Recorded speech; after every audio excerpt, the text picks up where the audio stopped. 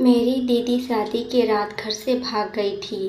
पापा ने उनका दहेज ऊपर वाले कमरे में फेंक दिया और उसे ताला लगाकर बोले, अगर किसी ने उस कमरे को खोला तो मेरा मरा हुआ मुंह देखेगा। तभी सब घर वाले डर गए और कई सालों तक कोई उसके पास नहीं गया।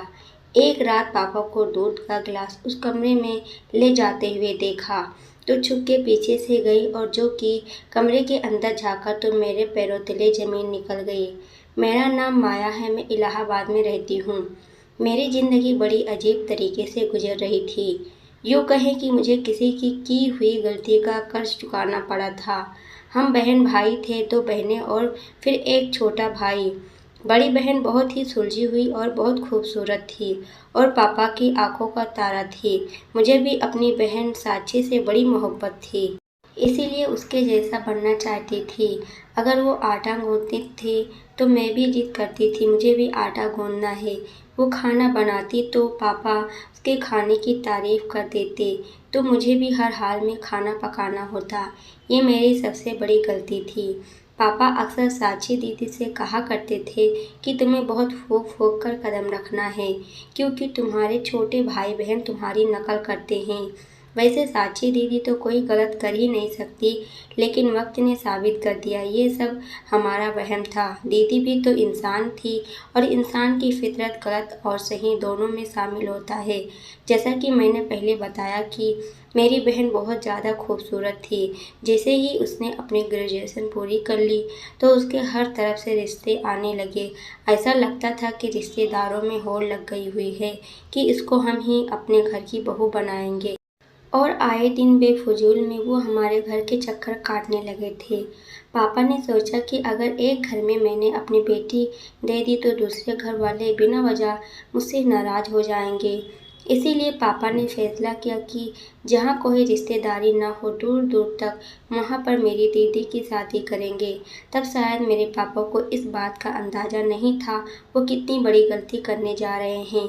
उन्हें चाहिए था कि दीदी की ज़िंदगी का इतना बड़ा फैसला करने से पहले उन्हें अपने पास बिठाकर उनसे दिल की बात तो मालूम करने की कोशिश करते। उनके सर पर हाथ रखकर एक बार तो पूछ लेते कि बेटी, तुमने भी तो कुछ अपने भविष्य के बारे में सोचा होगा। मुझे बताओ, अगर दिल में कुछ है, मुझसे शर्म आती है तो अपनी मम्मी को अपना राज बता दो। मगर पापा ने इस मामले में घर के किसी भी सदस्य की मर्जी जानने की एक रत्ती भर भी कोशिश नहीं की थी। उन्होंने बाहर से ही किसी से बातचीत करके दीदी का रिश्ता तय कर लिया था और बात मर्दों के बीच में ही शादी का रिश्ता पक्का हुआ था। एक दिन पापा ने मम्मी से आकर कहा कि मैंने साक्षी का रिश्ता पक्का कर दिया है। वो बहुत अच्छे लोग हैं, खाते पीते और अमीर घर के हैं, हमारी बच्ची को खुश रखेंगे। मम्मी बिल्कुल चुप रह गई थी। सिर्फ मम्मी पर नहीं, हम पर भी बहुत तेज बिजली गिर पड़ी थी। हम तीनों बहन भाई एक कमरे में बैठे हुए थे और एक दूसरे की तरफ घरवालों की नज़रों से देख रहे थे कि ये क्या हुआ और कैसे हुआ। खैर, मम्मी कहने लगी, कपिल, ये कैसे हो सकता है। दीदी बिल्कुल सोच में पड़ गई थी। अगले रोज़ मम्मी हम बहनों के कमरे में आई थी। मम्मी कहने लगी थी, साक्षी, अच्छे से तैयार हो जाना, आज लड़के वाले तुम्हें देखने आएंगे। दीदी शिकवा करने से अपने आप को रोक नहीं पाई। मैं बोली, मम्मी, मुझे पापा से इस तरह के फैसले की हरगिज उम्मीद नहीं थी। तब मम्मी चौंक गई। उन्होंने साक्षी का हाथ पकड़ लिया और कहने लगी, मेरी बच्ची, बताओ, अगर तुम्हें कोई और पसंद है या किसी ने तुमसे शादी का वादा कर रखा है, मैं तुम्हें उस बात की यकीन दिलाती हूँ। अगर तुम्हारी पसंद अच्छी हुई तो मैं तुम्हारी शादी उसी जगह करवा दूँगी जहाँ तुम कहोगी। दीदी ने नामे सर हिला दिया और बोली, नहीं माँ, मैं ऐसी बात नहीं कर रही हूँ, मगर फिर भी मेरे दिल को अजीबोगरीब अनहोनी घेर लिया है। ऐसा लगता है कि ये शादी मेरे लिए खुशियाँ लेकर नहीं आएगी, बल्कि मेरा मुकद्दर की बर्बादी बन जाएगी। मम्मी को तो दीदी की बात सुनकर तड़प उठी थी। मम्मी बोली, ऐसी बातें करने से पहले ये भी नहीं सोचा कि माँ के दिल पर क्या गुजरेगी। वो लोग दीदी को देखने के लिए आ गए थे। उनमें एक बूढ़ी औरत थी और एक जवान लड़की थी। उन्होंने बताया कि लड़की की माँ तो कोमे में है, इसीलिए दादी और बहन आई है। मम्मी दीदी और माया को भी अपने साथ ले गई थी। तो लड़के की दादी ने दीदी को बहुत प्यार किया था। वो लड़की भी अच्छी लगती थी। उसने तो अभी से साक्षी को भाभी कहना शुरू कर दिया था। फिर जाते हुए लड़की की दादी ने दीदी साक्षी के हाथ में पैसे रख कर गई थी। सच कहूँ तो माया मेरे दिल को बड़ी तसल्ली से मिल गई है। तुम बताओ साक्षी, तुम्हारी क्या राय है? दीदी तो जैसे मारे शर्म के लाल हुए जा रही थी। उनके गाल तो बिल्कुल लाल लाल हो गए थे। दीदी बोली कि मम्मी, मुझे इस रिश्ते से कोई एतराज़ नहीं है। फिर तो जैसे हमारे घर में खुशियों का माहौल हो गया था। कोई नहीं जानता था कि खुशियाँ बहुत जल्द गम में बदलने वाला था। सब कुछ बहुत अच्छे तरीके से हो रहा था। कुछ भी गड़बड़ तो नहीं थी। दीदी भी खुशी खुशी हर चीज़ में हिस्सा ले रही थी। वो अपने हर चीज़ को बड़े प्यार से बैग में रख रही थी। अपने जूते भी तो उन्होंने खुद ही पसंद किए थे। सिर्फ इतना ही नहीं बल्कि बारात के लिए अपनी मर्जी का पार्लर भी खुद ही किया था। सब कुछ अच्छा भला था। किसी के दिमाग में ये भी गुमान नहीं था कि दीदी अपने दिल में क्या ठान कर बैठी हैं। घर वाले सब बहुत खुश थे। मैंने तो हफ्ता पहले ही ढोलकी का इंतजाम कर लिया था। मम्मी ने मुझे मना भी किया कि लड़कियों की शादी पर इतने दिन पहले ढोलकी नहीं बजाई जाती, मगर मैं कहाँ मानने वाली थी। ढोलकी की हम लोगों ने बहुत बजाई और दीदी बहुत एंजॉय करा करती थी। बल्कि अपने फरमाइश पर अपनी मर्जी के गाने भी गवाया करती थी। मुझे तो यूं ही लगता था कि अगर शर्म हया अरे नहीं आ जाती तो खुद भी हमारे साथ बैठकर गाने लगती। खैर वक्त गुजर गया और दीदी की बारात का दिन आ गया। दीदी बहुत महंगे पार्लर से तैयार होकर आई थी। उन्होंने अपना पसंदीदा लहंगा पहना हुआ था। थोड़ी देर बाद बारात भी आ गई थी। मैंने दूल्हा को देखा तो मेरा मुंह को तो खुला का खुला ही रह गया। दूल्हा तो बहुत ही खूबसूरत था और हैंडसम भी। सोचा कि जाकर दीदी को बताती हूँ कि आपकी किस्मत में तो शहजादा लिखा गया है।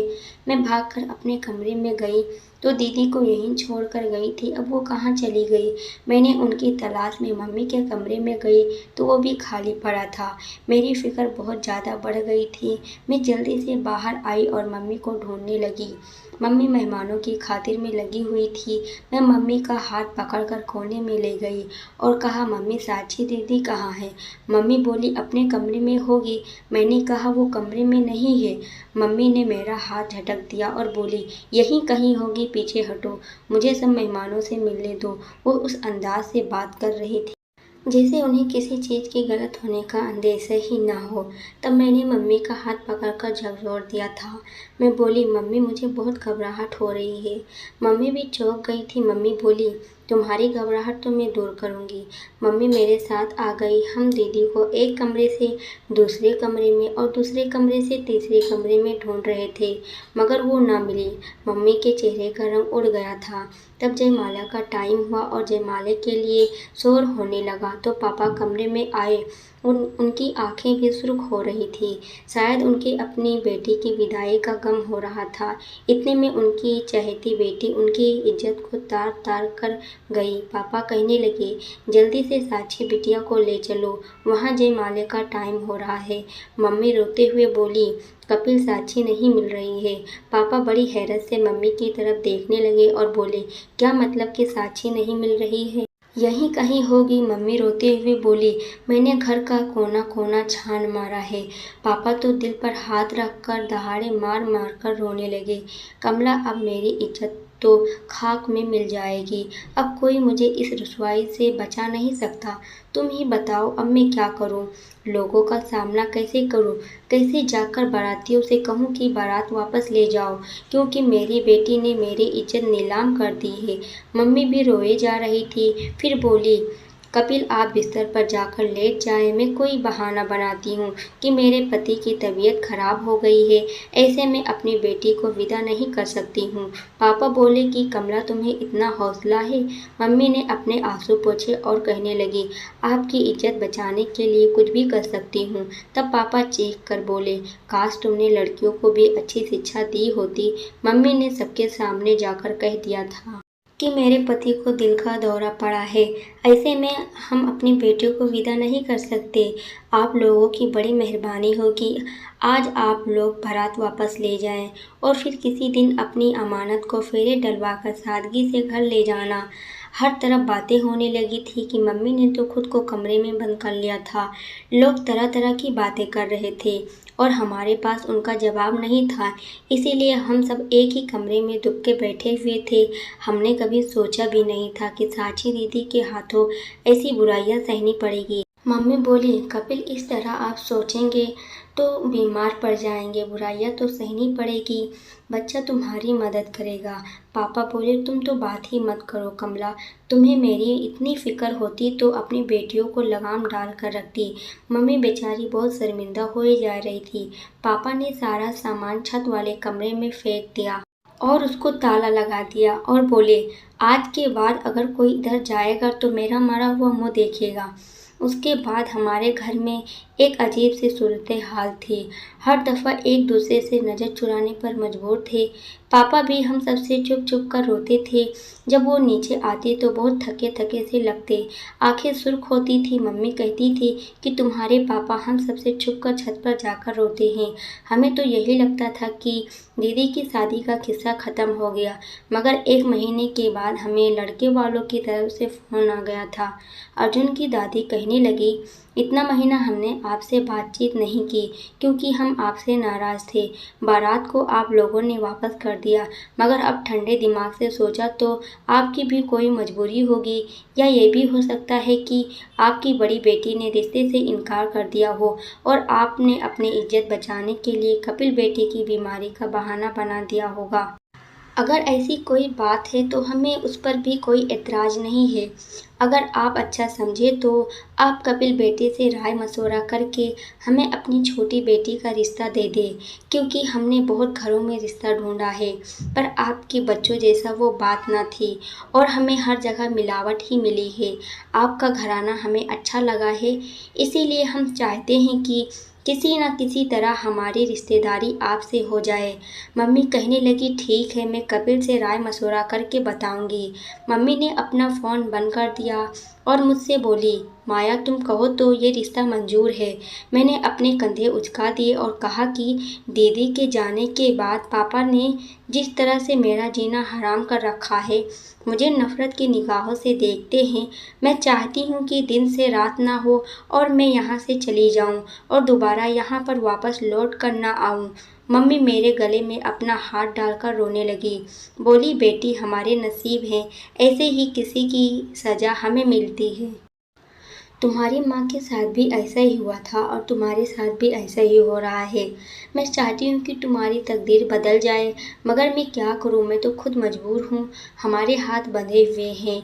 मम्मी इस कदर टूटी हुई थी कि मुझे ही उनकी हिम्मत बनानी पड़ी। मैं मम्मी से बोली, मम्मी आप नाराज़ मत हो, सब भगवान अच्छा करेगा।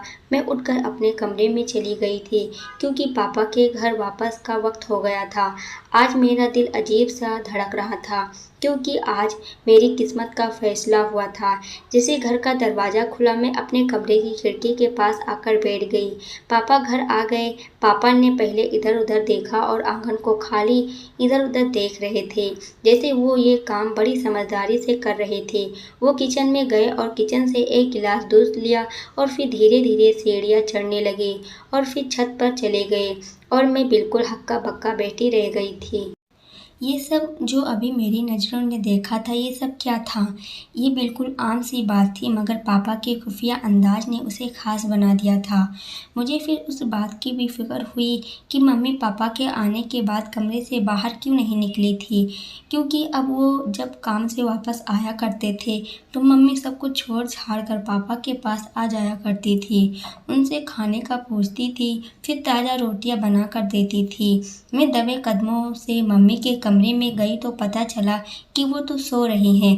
खैर पापा आधे घंटे के बाद छत से उतर आए थे। उनकी हालत अजीब सी हो रही थी।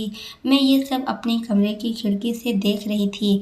मम्मी ने पापा को बताया कि आज उन्हीं लड़के वालों को फ़ोन आया था और वो अब हमारी छोटी बेटी का हाथ मांग रहे हैं। वो कहने लगे, अगर हम अपनी बड़ी बेटी का रिश्ता नहीं दे सकते तो हमें अपनी छोटी बेटी का रिश्ता दे दें। पापा ने उसी वक्त खाना उठाकर फेंक दिया और गुस्से में दहाड़े मारकर बोले, उनसे कहना था कि मेरी बेटी के नसीब में अभी इतने खराब नहीं हुए कि तुम जैसे बेगैरत लोगों को रिश्ता दे दे। जहाँ मैं चौकी थी वहाँ मम्मी भी दंग रह गई थी। मम्मी बोली, कपिल आपकी इस बात का क्या मतलब है? क्या वो लोग अच्छे नहीं हैं? पापा ने नामे से हिला दिया और कहने लगे, आज के बाद उनका फ़ोन आए भी तो मत उठाना। तब मम्मी बड़े गुस्से में बोली, आपको तो अपनी अकल पर बड़ा यकीन था। आप तो कहते थे औरत कम अकल की होती है। आपसे इतनी बड़ी भूल कैसे हो गई? अभी आप जैसे साक्षी को रिश्ता ऐसे लोगों में दे देते जो बुरे थे। पापा इधर उधर दरवाजे को धकेलते मारते हुए बाहर निकल गए थे। मम्मी फूट फूट कर रोने लगी थी। वो बोली, तुमने मेरी ज़िंदगी खराब कर दी। अब तुम्हें मैं क्या बोलूँ? वो जितना देर घर में होते थे मैं अपने कमरे से नहीं निकलती। मम्मी तो हर वक्त साक्षी दीदी के गम में डूबी हुई रहती थी। भाई स्कूल से ट्यूशन फिर क्रिकेट खेलने चला जाता था। वो रात देर घर लौटता था। ऐसा लगता था जैसे वो भी घर के माहौल से भागना चाहता है। अब अक्सर पापा को मैंने छत पर दूध ले जाते देखा था। समझ नहीं आता था कि वो दूध का गिलास छत पर क्यों ले जाया करते थे। अब मैं हर वक्त इस बात से परेशान रहने लगी थी। इस वजह से मुझे नींद भी नहीं आती थी। मैं सारा दिन साक्षी दीदी को याद करने लगी थी। साक्षी बहुत अच्छी बहन और दोस्त भी थी। काश वो इतना गलत कदम ना उठाती। रात बहुत गहरी हो चुकी थी। आसपास कुत्तों के भौंकने की आवाज़ भी आ रही थी। मैं उठकर अपने कमरे की खिड़की के पास आकर बैठ गई। तब मुझे कोई अजीब सा महसूस हुआ था, जैसे कोई हमारे आंगन में घूम रहा हो। मैंने गौर किया तो वो कोई और नहीं, मेरा बाप था। मैं चौंक गई कि पापा के अंदर से ऐसा लगा जैसे वो बहुत मजबूर हो। मुझे आज उन पर बहुत तरस आने लगा था।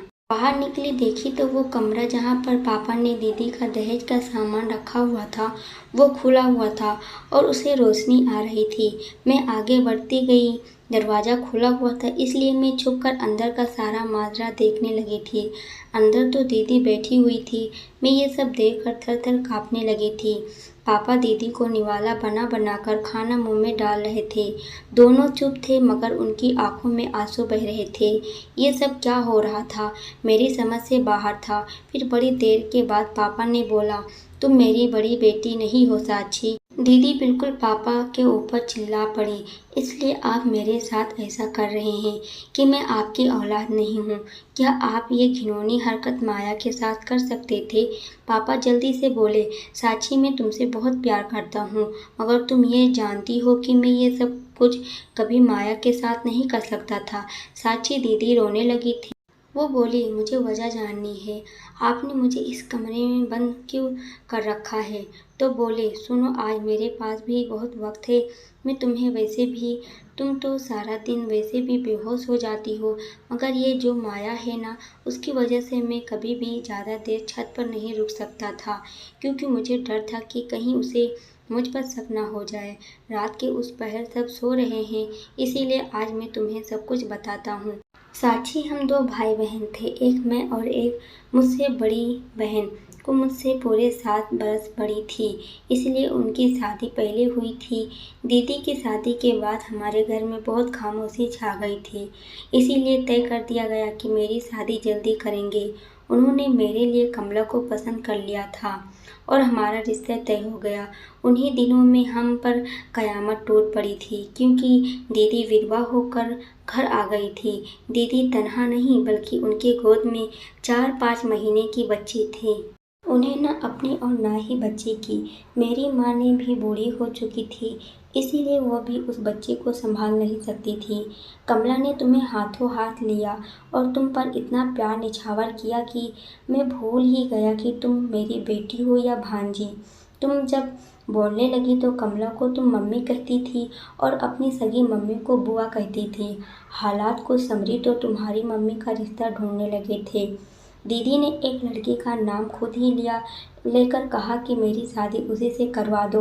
पापा ने मेरी ड्यूटी लगा दी थी कि तुम उस लड़के की छानबीन करके मुझे बताओगे। पता किया वो तो लड़का तो फ्रॉड निकला था मगर जब मुझे ये ख्याल आता कि तुम भी कहीं अपनी मम्मी के नक्शे कदम पर तो नहीं निकलोगी, नहीं तो मेरा जीना हराम हो जाएगा। इसीलिए मैंने जल्दी जल्दी तुम्हारा रिश्ता ढूंढा और तुम्हारी शादी तय कर डाली। जब लड़के की माँ कोमे में थी लेकिन दादी बहन तो मौजूद थी ना, तो मैंने सोचा चलो कोई बात नहीं, ये शादी जल्दी हो जाएगी। पता है कि फिर क्या हुआ? जिस दिन तुम्हारी बारात में लड़के की मम्मी ठीक होकर बारात में आ गई थी, तुम जानती हो वो कौन थी? लड़के की माँ, मेरी दीदी, तुम्हारी असली माँ थी। यानी वो लड़का असल में तुम्हारा भाई था। मैं ये सब देखकर बहुत परेशान हो गया, इसीलिए तुमसे कहा कि छत पर आकर मेरी बात सुनो। और फिर मैंने तुम्हें छत वाले कमरे में बंद कर दिया। मैंने सोचा था कि सुबह तक कमला को सारी सच्चाई बता दूंगा। और फिर ख्याल आया कि मैंने तुम्हारी माँ की शादी नहीं होने दी थी, वो घर छोड़कर भाग गई थी। अब तुम्हारी शादी भी नहीं हो सकती थी। मुझे डर था कि कहीं तुम भी अपनी माँ की तरह घर से भाग गई, तो इसलिए मैंने तुम्हें यहाँ पर बंद रखा। ये मत समझना कि अपनी बहन की बेटी को कैद करके मैंने अपनी औलाद से प्यार करता हूँ।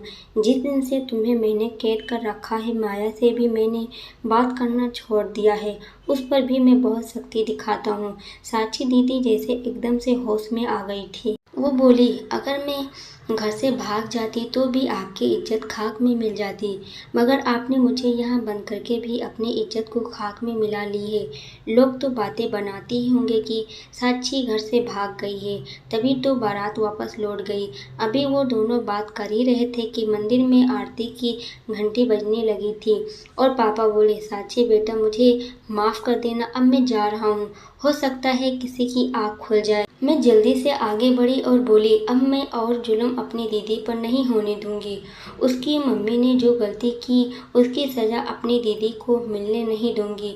भगवान सबको उसकी गलती का सज़ा देते हैं, तो आप उसको खुद से सज़ा क्यों दे रहे हैं? और आपने ये सब क्यों किया दीदी के साथ?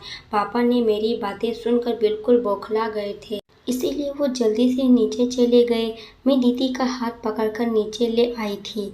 पापा उस टाइम बहुत शर्मिंदा हुए थे कि सुबह से निकले गए, देर रात घर वापस आते थे। फिर हम सब भाई बहन ने पापा पर अपनी अदालत लगा ली थी। मम्मी जागी थी, पापा रो रो कर सबसे माफ़िया मांग रहे थे। दीदी ने ही पापा को माफ़ करने में सबसे पहले पहल की थी। फिर हम सब पर भी जोर दिया था कि पापा को माफ़ कर दे। सब कुछ ठीक हो गया था। पापा ने दीदी को इजाज़त दे दी थी कि वो अपनी माँ से मिलने लगी थी। वो बहुत जल्दी उनकी बहुत एक अच्छी जगह शादी होने वाली है।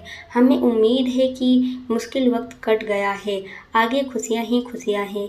ये एक मोटिवेशनल कहानी है, लेकिन आप लोग ऐसा बिल्कुल ना करें, घर छोड़कर बिल्कुल ना भागें। आप अपने दिल की बात आप अपने माँ बाप को ज़रूर बताएं। हो सकता है आपके माँ बाप भी आपकी बात से सहमत हो।